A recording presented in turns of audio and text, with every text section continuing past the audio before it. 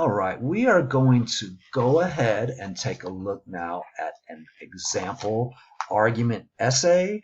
We've already gone over the features of a good argument essay. Of course, you need to have an introduction that introduces the material, that creates reader interests, and in most cases, the last sentence of your introductory paragraph is going to be a thesis statement. Your thesis statement is your statement of intent, the main idea of your argument essay.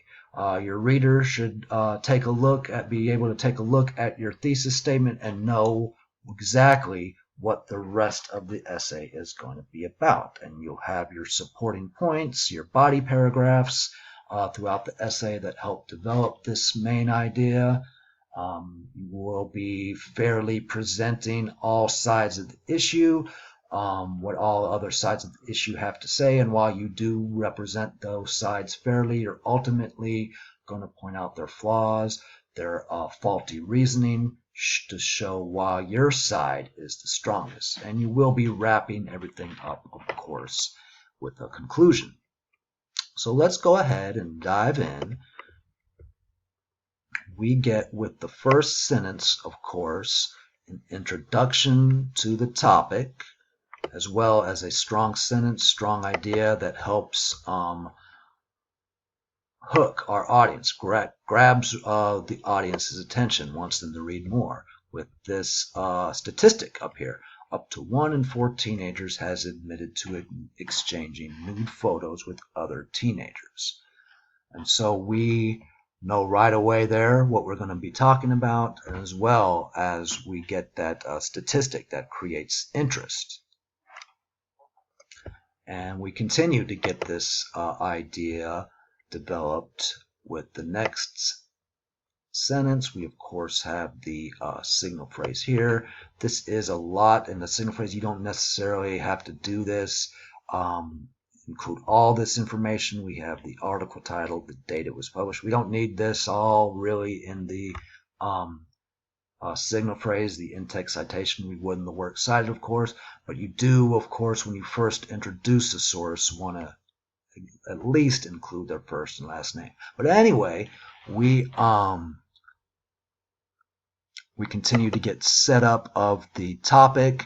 We see that the majority of these explicit images are consensual, so there's nothing forced out of anyone.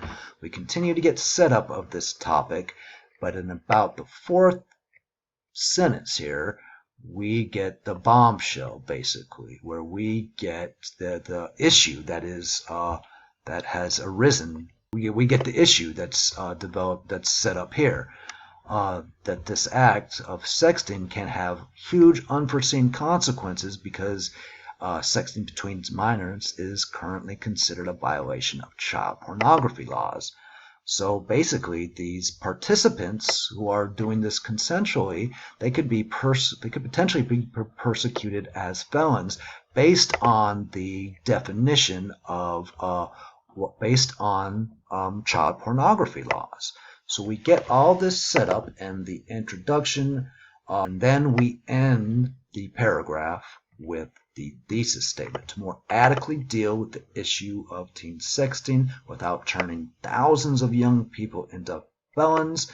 Society and the law must separate definitions of sexting and child pornography. In the last part of that sentence, we get that strong statement of intent. It doesn't waver. It doesn't dither right one way or the other and say, well, maybe something should be done, or something. It's nothing like that. We get a strong sentence here, a strong statement. This is what should be done. Society and law must separate the definitions of sexting and child pornography. So we get that strong statement right there that lets us know what this essay is going to be about. The laws, the definitions of sexting and child pornography need to be separated. And so, in the first body paragraph, we see that most laws define we get a definition of child pornography. A depiction of a nude minor and that this definition is meant to protect minors from exploitation. And we continue to get this set up in this first body paragraph, the definition of child pornography. But we see the consequence of this definition, because this definition of child pornography turns children into criminals when it is applied to texting, sexting. There's no, based on this definition of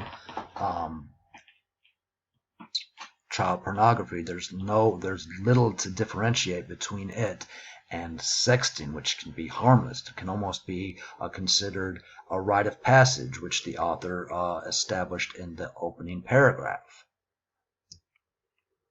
Yet the law, we end this sentence, this body paragraph, the law categorizes the participants in these instances as felonious pornographers, right along with egregious sex offenders. So basically we see why this needs to be changed, this definition.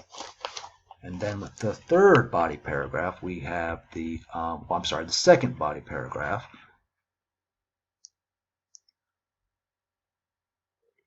We get the topic sentence. Most sexting between teenagers is not the same as child pornography, because the actions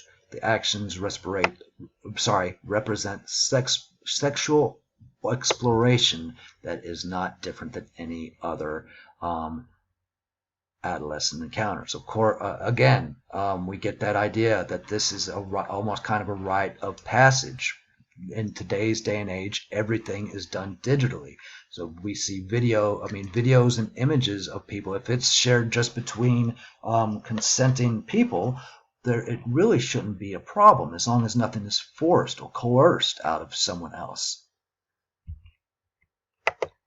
For these teens, sexting allows intimacy despite restrictions. And we have the source here.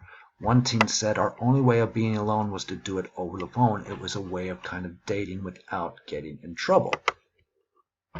So we continue in this paragraph to see, again, this, in a sense, harmless way of interacting with your significant other. Harmless. I mean, they're consensual. I mean, it is essentially harmless what they are doing. And we get the last sentence, minors sext because phone and computer communication is the manner in which they interact in this day and age through the digital era. That wraps up this paragraph, and it leads into the next paragraph.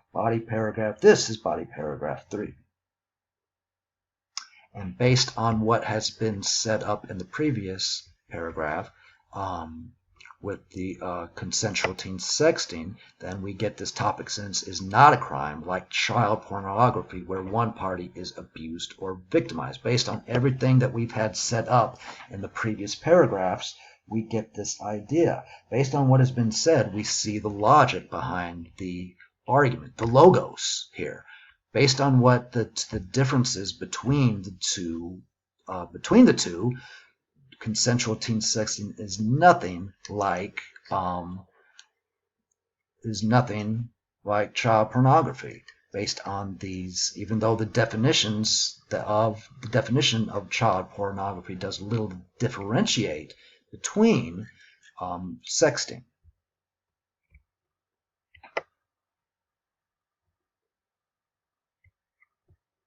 So we see the logos, we see the logic here. For the last paragraph, we're actually going to get, is essentially going to be a rebuttal paragraph. A rebuttal paragraph that basically shows what the other sides of the issue have to say.